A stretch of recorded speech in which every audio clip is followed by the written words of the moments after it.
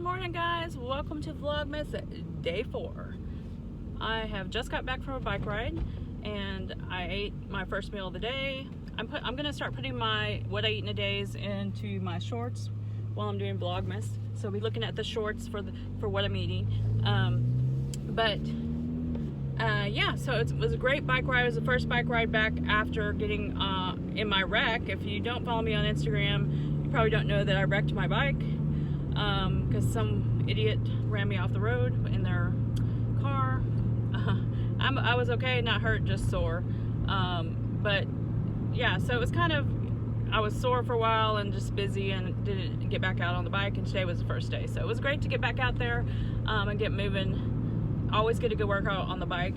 But I haven't showered or changed yet because I am headed over to my mom's house to help her out with some stuff, probably getting some Christmas stuff out for her, but getting it ready. But today's video is going to be, when I get back, I'm going to show you guys how to make some instant hot cocoa mixes that are keto that you can give out to your keto friends for gifts, or just make it for yourself or your family or whoever you want to.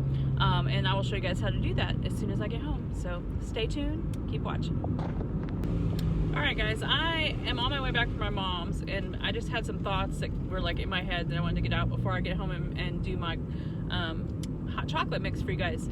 I had put this on my Instagram yesterday, and if you're not following me on Instagram, go follow me on Instagram. If you're on Instagram, I'll put my Instagram handle right there. I posted a face-to-face picture, and I posted about working out, about having time to work out, and I hear so many excuses of why people don't have time to work out. I work a 12-hour shift, or I have kids, or I work all day, I don't feel like working out when I get home, or whatever the case may be. You know, and so I always,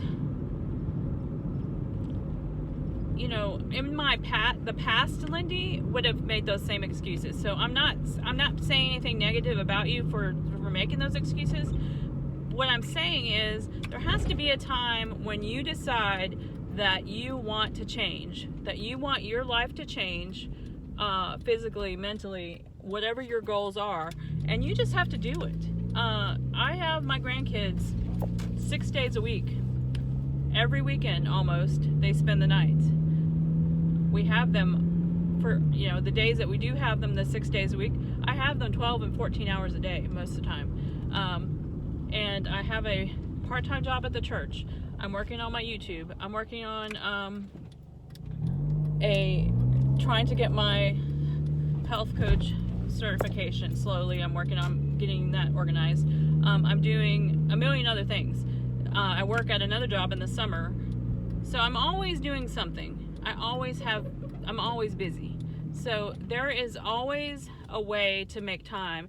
Now, I'm not saying that you have to do 75 hard or whatever, where you're doing 2 workouts a day.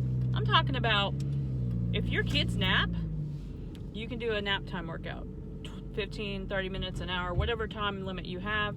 If you work 12-hour shifts, you can either figure out a way to work out at lunch, or you can figure out a way to work out before you go. I have a friend who gets up and works out at 3 and 4 a.m. before she goes to the hospital, and I'm so proud of her, and that's Shelly. I love you, girl. And then I have other friends who, you know, do it during lunch hours. I have, you know, and I'm not saying that you have to be like die hard, all this stuff, as far as like you don't have to be doing CrossFit or whatever, is not what I'm saying. What I'm saying is you can move if you have 10 minutes in your day, if you have time to go to Starbucks and wait in that long ass line to get your coffee, then you have time to get a walk in or something, or put on a video or do some yoga, something, you know, you can do it. So I'm not here to tell you that you're doing stuff wrong, or to lecture you for being, you know, slacking or whatever. I just want you guys to know that you can make that change. You can do that to get good results, and you'll feel better about it too. You'll feel better about yourself, and you'll like your life better, and you'll be able to handle those busy things that are in your life, the kids, the grandkids, the work, all the things, because that's going to give you more mental focus. So I just wanted to say that. Let's go make some hot chocolate. All right, guys, for the hot cocoa recipe, you're going to need some coconut milk powder or a keto powdered creamer. Either one will work.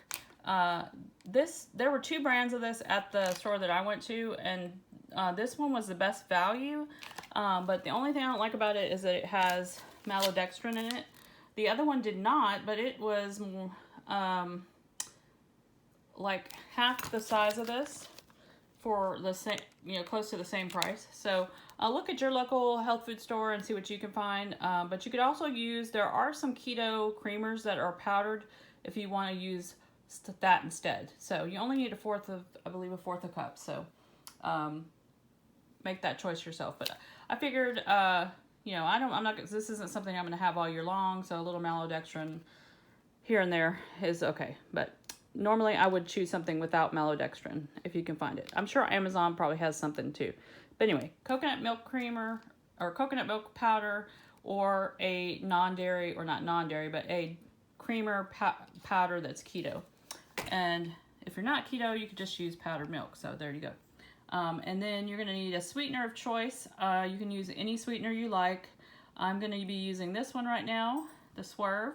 I also have an allulose and monk fruit sweetener. So any of those would work. I'm just going to use this one because it's a full bag and I want to not use up the others. And I've got cocoa powder.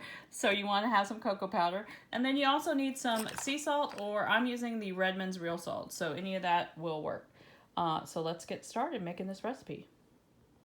All right, so I've got a jar here. I think these are pint jars. They're the smaller ones. Just to give you a perspective or whatever. You could double your recipe and make it in a bigger jar if you wanted to. But I'm just doing this in this jar because this one will be for me. But if I was doing gifts, I would probably do it in this size jar too, but it would just depend.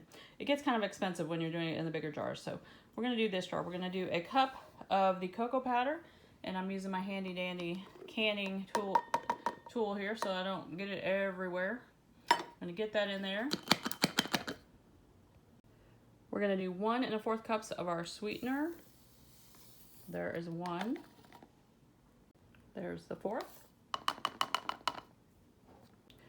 1/4 a cup of the coconut milk, and then a teaspoon of salt.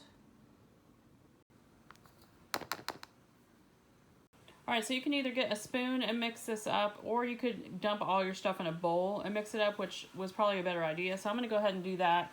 I'm going to put my stuff in this bowl, mix it up, and then put it back in the jar. All right, I got it thoroughly mixed together. I'm going to go ahead and put it back in my jar. All right, so once it's done and you have the lid on your jar, you could decorate it however you want. You could put material on here. You could glue little cute decorations on here. You could put ribbon on it. You could put a really pretty chalkboard label on here, or whatever you want. Since this is for me, I'm not going to do all that, but I am going to put a ribbon on it. I'm going to put a little red ribbon around here just to give it some fun. And I'll put some examples up of what you could do to decorate your jars. I've done it with when I give things as gifts all the time during Christmas, and so I've done all kinds of things, but it's super easy. You can even use old material that you have around the house, like we've done, where we've had some red material left over, and cut it to the top of this, and you put it in between this and this, and so this will be red, and then you can decorate around and all that. But this is how it comes out, and it takes about 2 tablespoons for 1 cup of hot cocoa in your hot water, and super easy peasy, and this will last me a while. So it does last a while. So that's why I said you don't want to make a big jar, really. I mean, you could, but it uses up a lot of your sweetener, so why would you want to make a big jar, But anyways, that is the hot cocoa. I'm going to put the ribbon on it, and I'll show it to you and show you some other examples. So stay tuned for the pictures to show you examples of how to decorate. Thanks for watching this, guys. I hope you enjoyed this DIY keto hot cocoa mix, and let me know if you make it down below.